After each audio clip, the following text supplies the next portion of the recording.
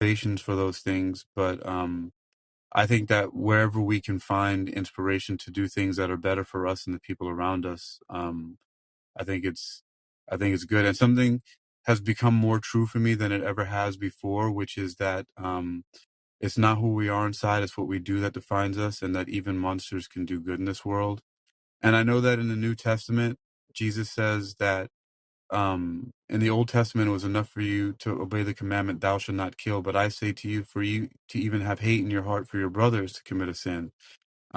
But I still think that, you know, it's a really good part of the battle to not to obey thou shalt not kill, which goes along with, it's not what you are inside, it's what you do that defines you, because at least start there.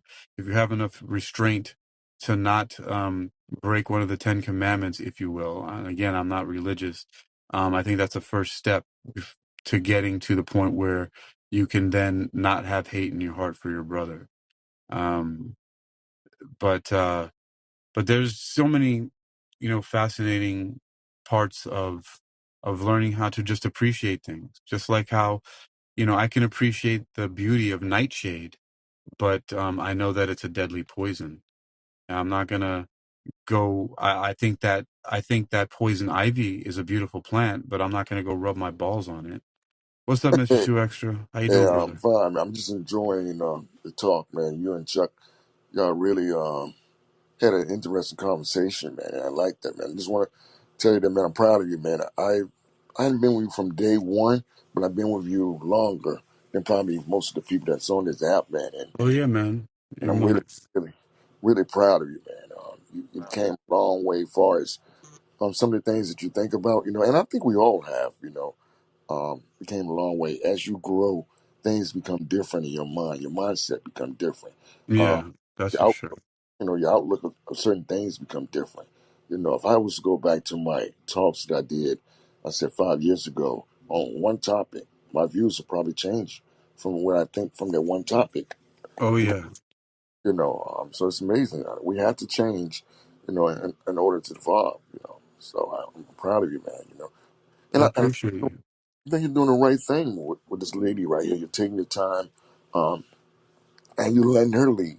This way, by her leading is no confusion of what she really wants. You can adapt to whatever it is that she wants, but it's no confusion for what she wants if she leads.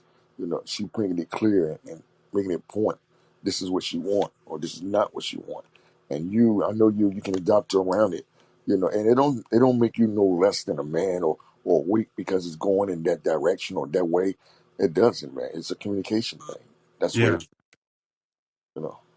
Yeah, it's definitely about communication, and also, I mean, what's the point in trying to push something like it? I just feel like, it's like if in, like in a tug of war, right? Like if I start, I imagine she's at the end of one rope and I'm at the other end of it, and if I just start pulling, she could let go and I'll just fall backwards and bust my ass, you Yeah. know. But if I just tug just enough to keep it steady, right? Mhm. And then let up a little bit to the point where now she's pulling me towards her. Like I don't need to try to pull desperately.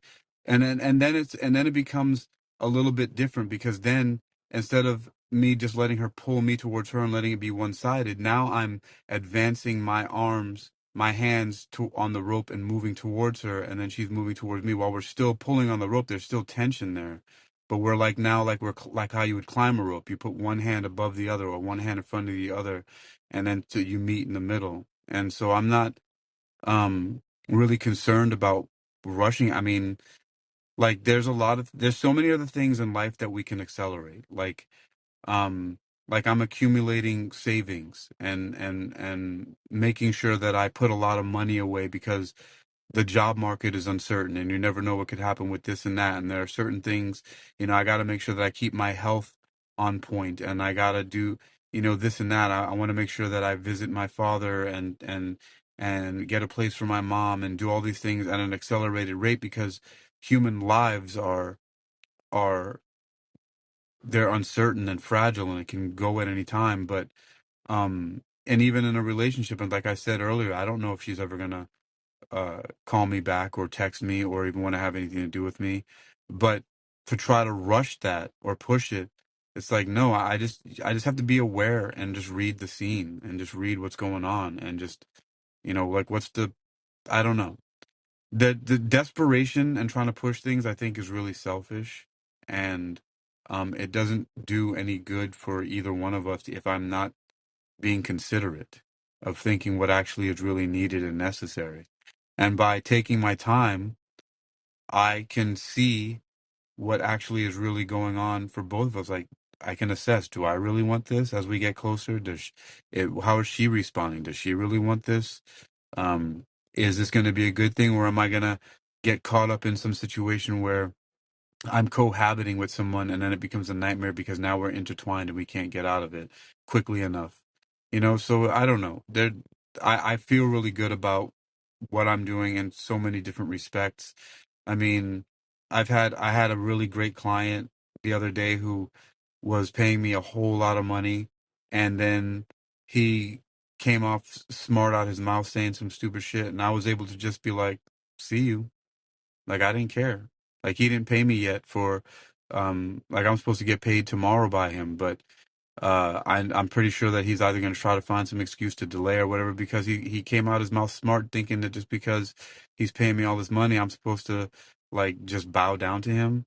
And I just said whatever, and I walked away and got in my car and drove off without finishing the project, because you can't disrespect. Like, I just have a different perspective on a lot of things, and I'm in a position and in a place in my life where being desperate and needy, especially like I've always not been desperate and needy when it comes to money and jobs. Like, I'll quit even if I'm starving to death. But um, it's been better to realize that as far as like these kind of relationships, interpersonal relationships go. Um, Yeah, I will say this, that when you, because I heard you say something about she had kids. When a yeah. women have kids, it's not just her that like you or start to love you. The kids, the more you come around, they start loving you and liking you. Oh, Um, they were already on that. Yeah, and because they're young, one's 3 and one's 4 years old, so it's a delicate situation. I'm not trying to be their father, but I'm like, I mean, again, I don't feel like I'm putting any real, like, yes, there's a definite effort that's happening, but I don't have to try to impress her by being good to the kids. Like, I just actually like them. yeah, When I thought about when I wanted to go out with her, the first thing that came to my mind was, oh, I want to see her, but then she has to find a babysitter, maybe ask her sister, and then leave the kids. And she doesn't want to do that. So I was like, hey, can I take you and the kids out on a date? And it was everything, because before, the past couple times when I went out with her and her kids were there, she invited me and her kids were already there. This time I invited her and the kids, and so I can see how that changed the gears in her mind. Like, she was just like, wait a minute, what's this about? She and then it went really, really well without me having to do anything. I enjoyed going to the aquarium, and just everything that happened it was just a wonderful experience. Um and you have to consider, if somebody has kids already, like, it's a package deal. You don't just go in there and just try to be all over this woman. It's her kids. Like, I mean, and the fact that she's a really great mother. I've said this before, but I was dating someone maybe 10 years ago who had a daughter, and I left after 3 months because she was terrible to her daughter. And I just, and I also haven't spoken to my brother since 2014 because he was terrible to his daughter. So there's something that's been in me for a long time that realizes I can't deal with people who mistreat children. I don't care if they're the parents or anybody else. Like, I just don't have I have zero tolerance for it. I will ghost the fuck out of you if that's the kind of person that you are. And she's really, really good with her kids. So if she's a really great mom, which she is, I have to be there in support of her, and the fact that she wants to be around her children and her children love her. They don't want, like, her kids don't want to be left alone somewhere so she can go out and hang out with some dude. like they want to be with their mom. So if I can bring the kids along and do something that we all will enjoy, which was go to the aquarium or do all the things that we're doing, like I'm like, I know what that's like. I have brothers and sisters.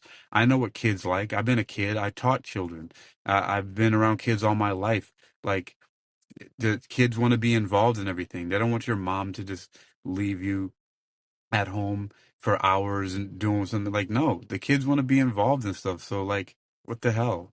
To try to exclude that, I don't even, I don't even feel that inclination. I know that when the time is right and she really wants to spend like only one-on-one time with me, and then she'll figure it out, or it'll just happen naturally or whatever. But as far as I'm concerned, I'm not just building a relationship with her. It's her whole family. I mean, I'm friends with her sister's husband.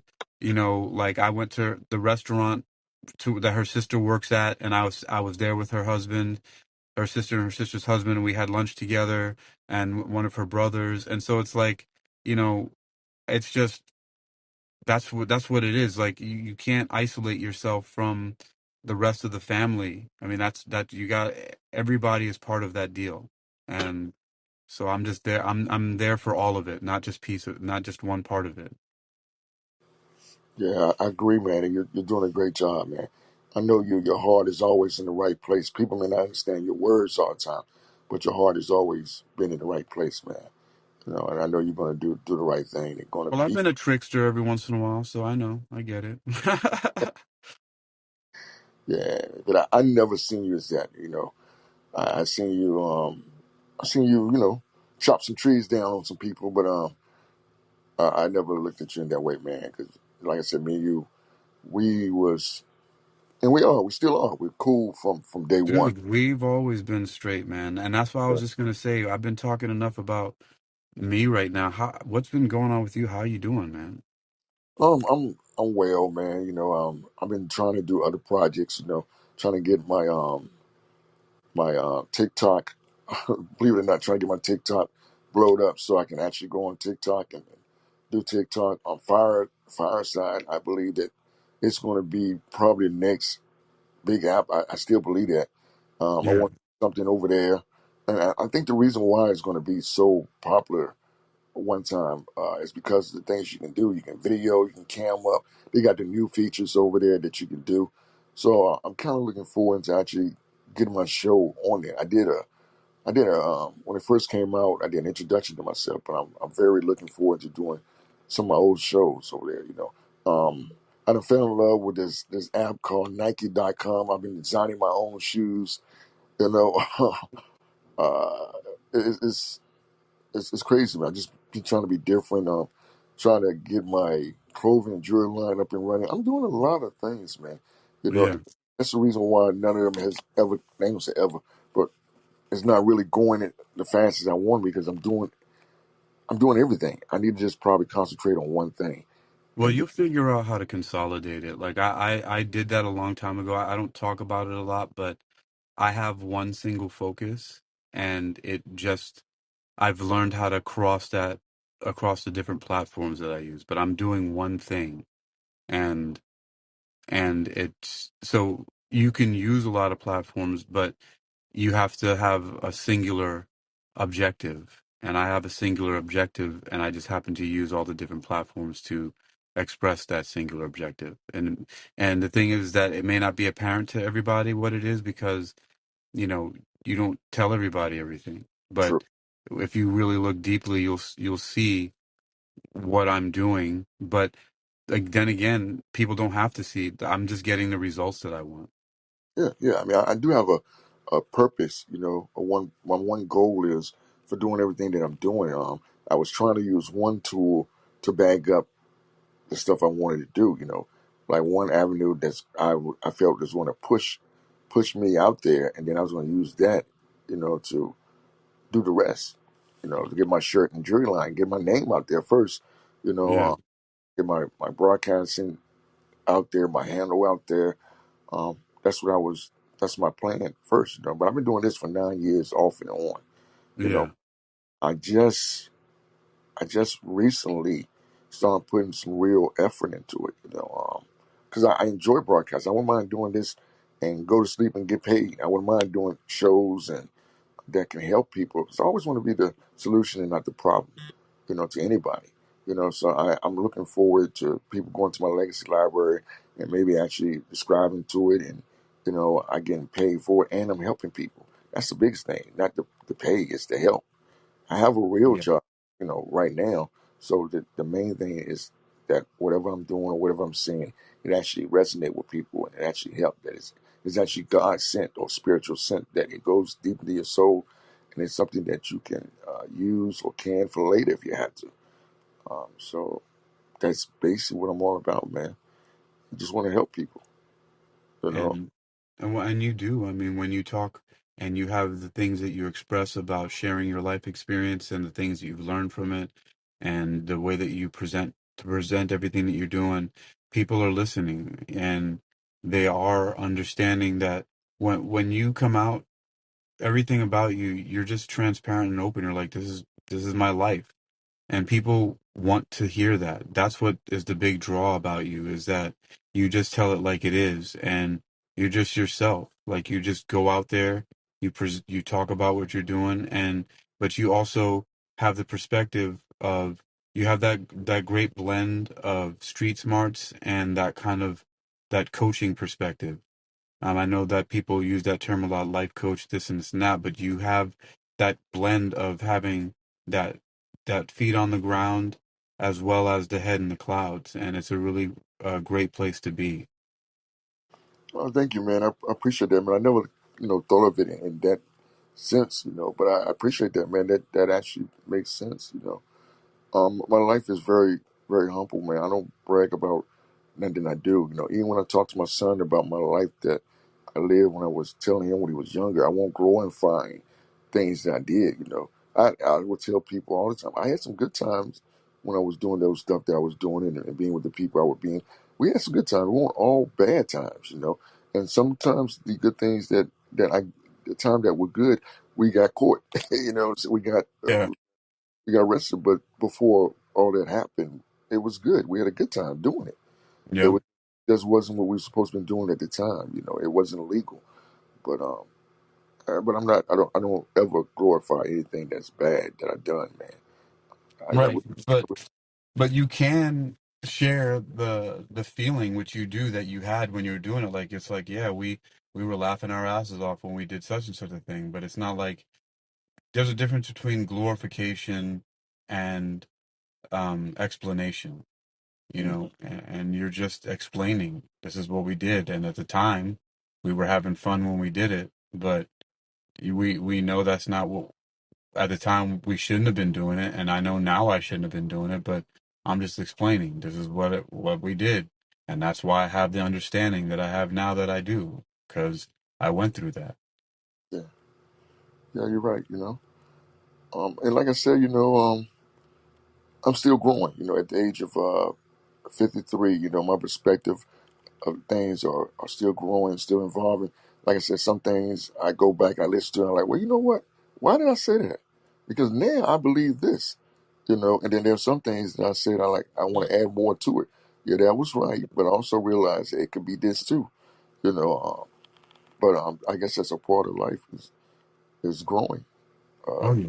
so you have to mature in every aspects of your life. You don't want to eat. You can't just eat food and don't grow at all. You're gonna grow some. You may not see it right away, but you grow little by little. Every time you eat or pick up a book and read or something, you grow. Uh, um, so I'm looking forward to what you're going to do in the future, because you got a bright future, man. You're brilliant, and you got things lined up. You know, the way that you see it. It's like I can say it's like you can look up and you can see the stars and they lined up. I can look up and all I see is a bunch of stars. Well, I appreciate your observation. I just know that, one thing is, as much of a loner as I can be sometimes, I know that I'm not doing this alone. I mean, of course, because here we are in wisdom together. And, I've talked to about 7 people so far, like 5 on this talk right here. And it's all of this is happening because we're all participating. And so I'm not doing any of this alone. And none of us are. And so I might have my stars lined up, but they're lined up with you too because you're a part of this. You're part of this right now. You're making um, this talk better because you and Chuck and Sparkly Queen and Matthew came up here and talked to me. And so all of that is part of us doing this together. Yeah, yeah, you're right. You're right. I do know that from a biblical standpoint, that God used people, and we need each other. We can't do this by ourselves. If you can reach your goal by yourself, it's not a goal. You're going to need people to help you reach your goal, whether they're behind the scenes or what. That they're going to be. You're going to need people. You just can't do it alone. Oh I yeah, realize that, man. But I that is right. I appreciate you, man. And I'm gonna have to go get ready because I do have a doctor's appointment today. All right, brother. Much love, man. Thank you for coming and chat with me for a little bit. I appreciate you. Oh, same here, man. And we Be must well. talk off here. Yes, sir. Yes, sir. Let's do it. Be well. Oh yeah, that's definitely right. That's another thing too. Is I still know that I can be pretty brutal and vicious. Because it's necessary. Um, in extreme examples, not everybody um needs to have your time and attention. And there are just people out there who are doing things that are really, at the very least, inauthentic and at the worst manipulative. And and some of them run around on wisdom, masquerading as like trying to be people's heroes. And there's some of them that a lot of you are following and that you think are great. And sometimes you just can't see through their bullshit. And it's unfortunate because, but that's what happens when we're seeking and we're looking for guidance and we're looking to find out how we can grow and get better. And sometimes that neediness and desperation can take over. But um, once you see it, like one of the things that I've found to do goes along with the ability to admit when you're wrong. So too many of us get caught up in like we follow somebody and we think they're really great, and then when we find out when the mask comes off that we've been following a devil, and I'm using extreme examples, then we become embarrassed and we don't want to let go and admit that we've been doing that because then we think that we're going to look foolish because of it. But it's more foolish for us to continue to uphold and support something or someone that is doing something detrimental when instead it's just let go of that. You don't have to cuss them out. You don't have to call them out. You don't have to put them down if it's not necessary, but you also don't have to follow them. Sometimes, silence, using some of those traits that people will call narcissistic, like ghosting people, is more necessary than trying to confront them in battle.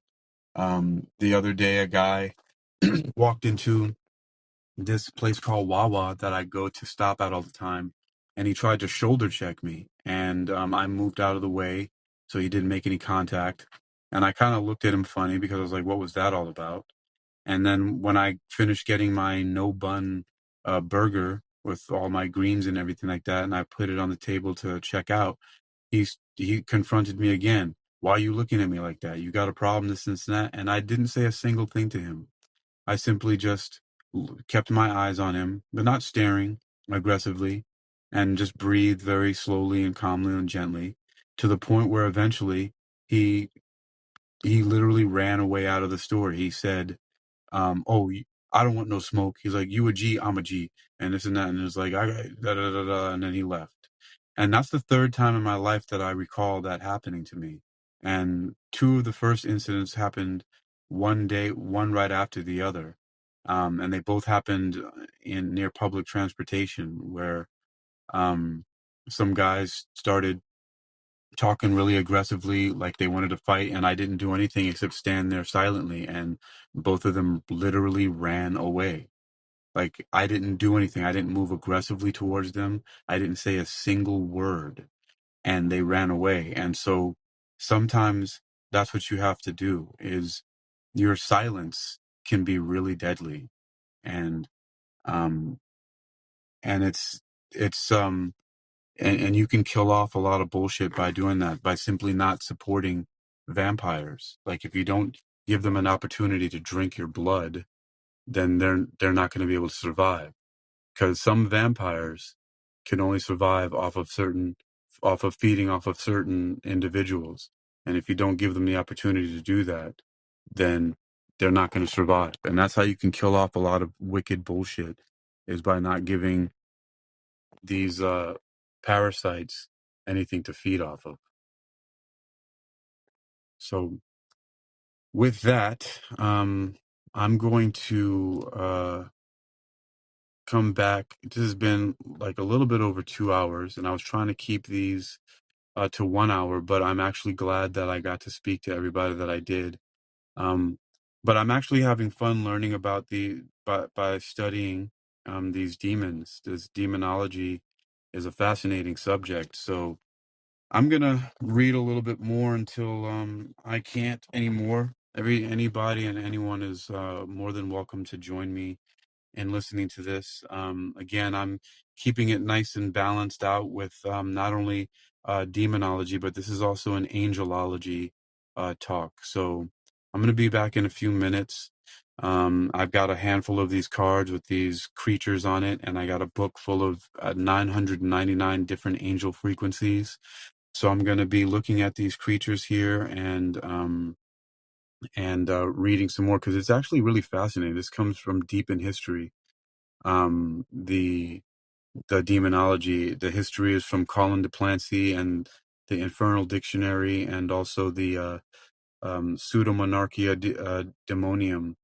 And a lot of these beings are actually, like, for example, to use something that most people might know about, a few of the the beings that are called demons here are actually deities that are venerated and worshipped in other cultures, specifically the Hindu culture. They're like Shiva is listed here as a demon. I mean, what Hindu thinks that Shiva is a demon? And so there are also I mean, fucking a broom is here and is listed in demonology that witches use. And I mean, a broom is something you sweep the floor with. So um eh, demonology is not the subject that a lot of people think when it's looked at from a certain perspective. And I mentioned earlier that demonology is a subject that Catholic priests who perform exorcisms are well versed in. So they have to be in order to do the job that they're doing. So I don't know why my app is frozen, but I'm going to jump off of here and fix that and then come back. Maybe I need to update it, but nothing is working here. So um, I shall return uh, after these messages. All right. Be well, everybody.